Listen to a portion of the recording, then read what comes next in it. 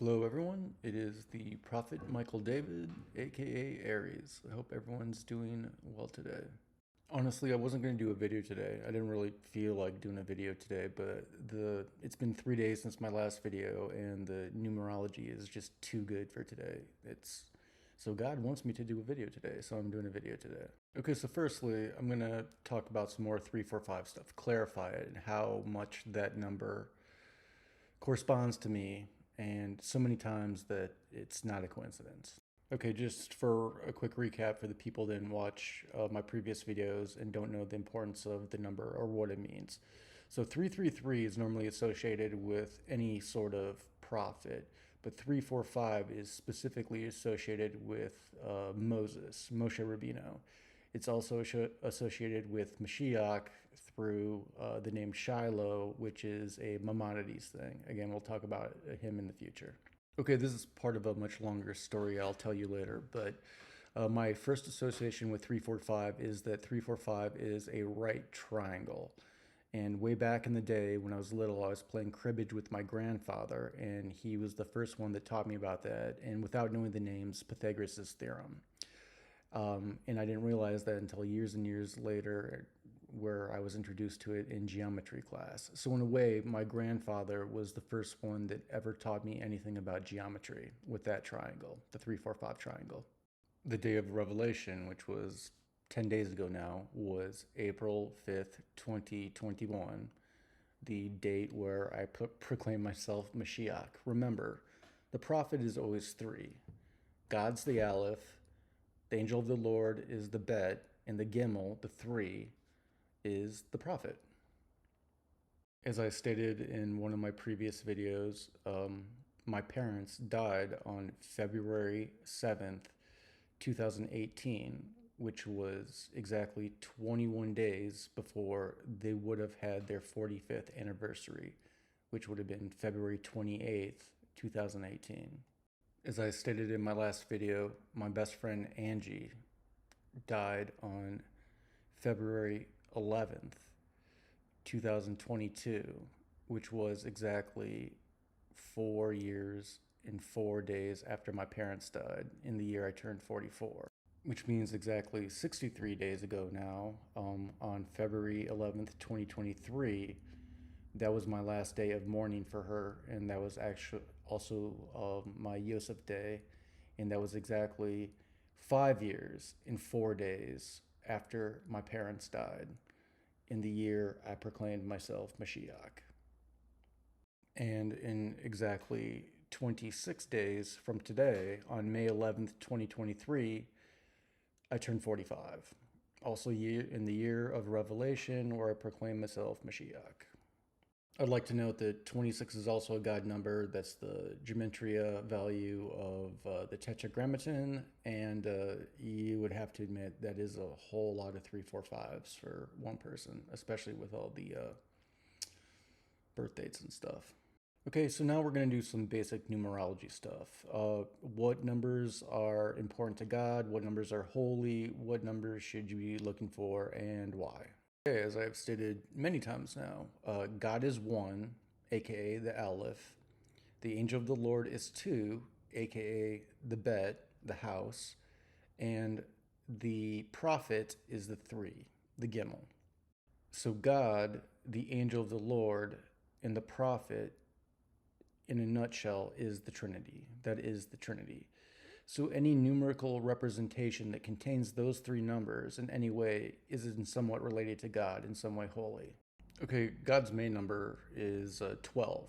It pops up throughout history in all religions multiple times, over and over and over.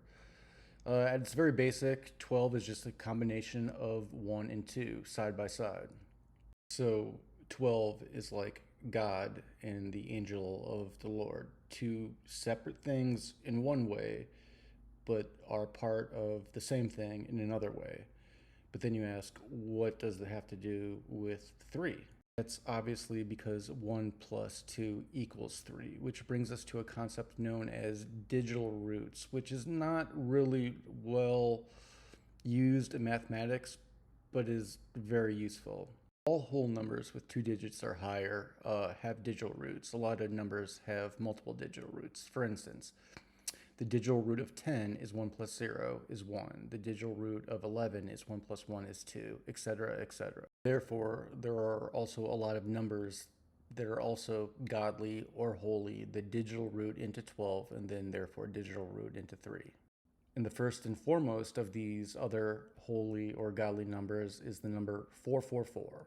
As we spoke about previously, the fiery red eye of the constellation of Taurus is a star called Aldebaran, and that star is also the solar representation of the Archangel Michael. In the same way, the number 444 is the numerical representation of the Archangel Michael. 4 plus 4 plus 4 equals 12. 1 plus 2 equals 3. And in conclusion, at least for this part for today, what other number that we keep talking about over and over also has a first digital root of 12? That would be the number 345. 3 plus 4 plus 5 equals 12. 1 plus 2 equals 3.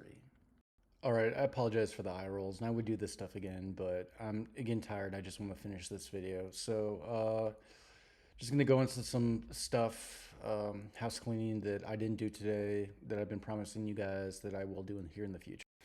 Okay, in the last couple days, I did scan my Encyclopedia Britannica worth of handwritten stuff from the past few years onto a drive at the FedEx store.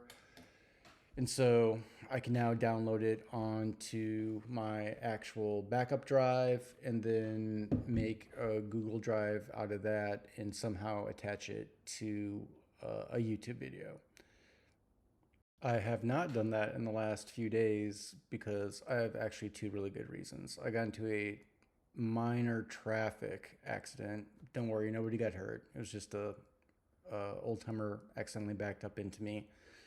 So I have to deal with that insurance stuff right now. I also got a petite jury summons, so I got to call in for that every day for the next 2 weeks as well. Thus, those things have been slowing me down.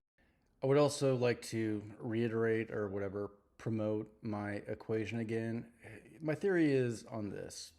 As crazy as the things that I say about God and religion and math and all that stuff, like, if you guys can't find a mathematician that can figure out at least how I made my equation, then, like, seriously, nobody should question me on the God stuff. The equation one more time.